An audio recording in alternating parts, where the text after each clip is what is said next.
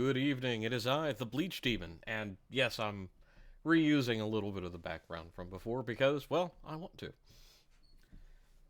So I figured we'd have a little chat about the good old political system, especially that in the United States. And quite frankly, I've always found it rather humorous to look at the political spectrums because they're just wildly simplistic.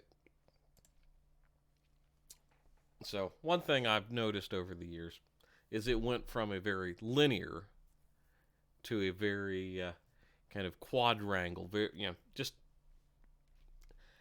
again, oversimplified, oversimplistic, and I don't think it really captures the whole idea of politics in an appropriate way. So, we've got, 1950s and 60s models. So, this is kind of when you get into the more modern part where it's like, oh, okay, yeah, authoritarian versus democratic versus radical versus conservative. And the presumptions here are just wildly naive, I personally think. Because there's sometimes you have to look at things like socialist, fascist, communist.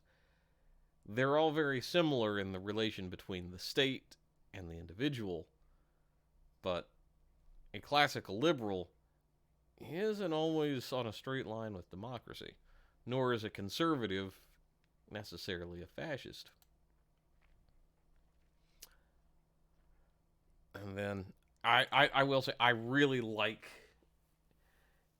this kind of interesting one where it's talking about secular versus traditional views and survival values versus self expression.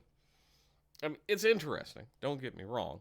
And this Engelhart Wels cultural map kind of paints an interesting picture of the various, I guess, kind of like you've got some ethnic type breakdowns, which I think would be an interesting topic for a different video. Again, anarchy versus. I have no idea what this is because it looks like trash. And this is where we get all the little. Just. I think unnecessarily obfuscation elements of our political discussion because theoconservative, neoconservative, paleoconservative, paleo-libertarian, individualist. Like, okay, we throw these terms around a lot, and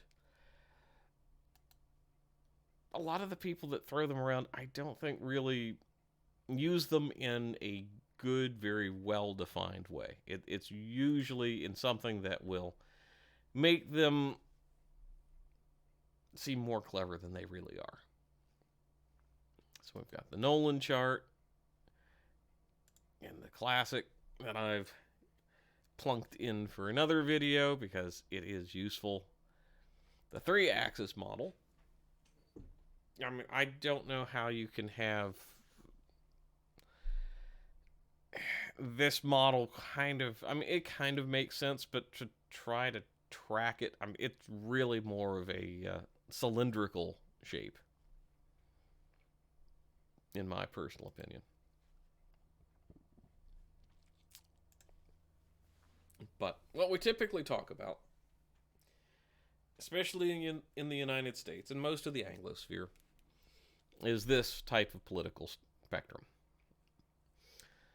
which makes no room for economic and personal values. It's just, no, we're going to plunk you down. And the dreaded centrist is right here in the middle. Because, well, we've got to put them somewhere. Why not right at the center? Why not put the wishy-washy people right at the center?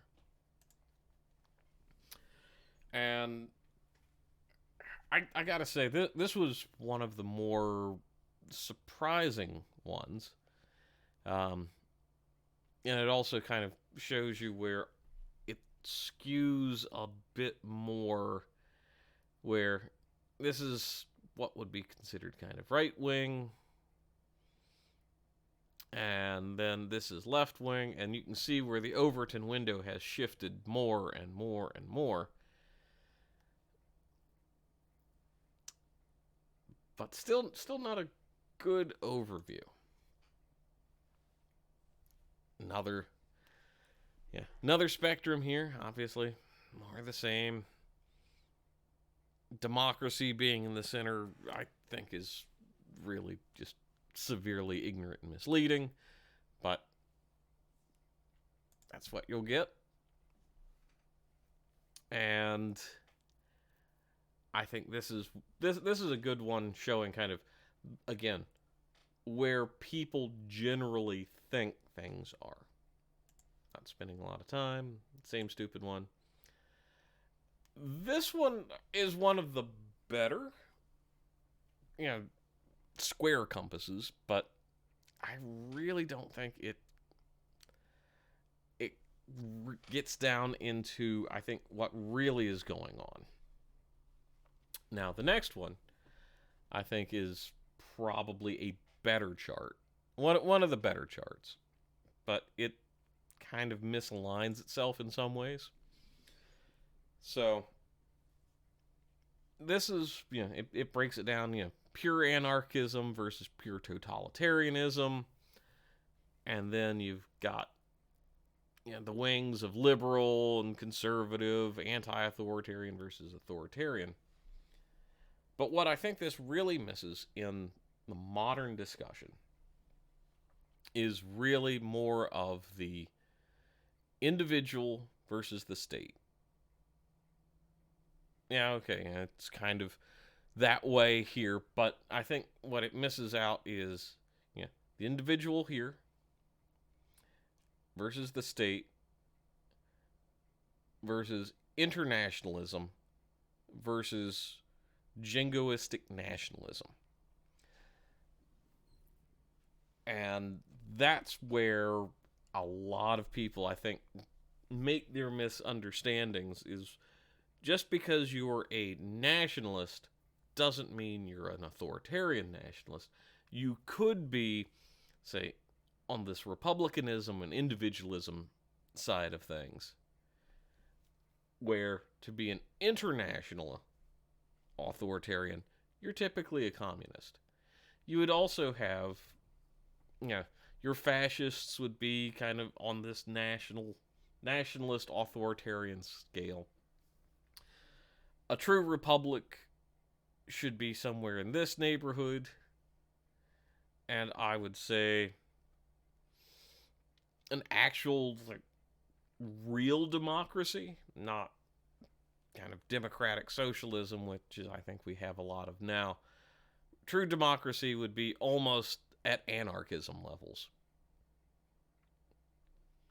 But I thought that would be kind of an amusing little delving into my personal thoughts on the spectrum. Probably should have drawn it out myself, but since I'm not getting paid, you're not getting fancy graphics. Regardless, have a good one, and bleach out. Here you go.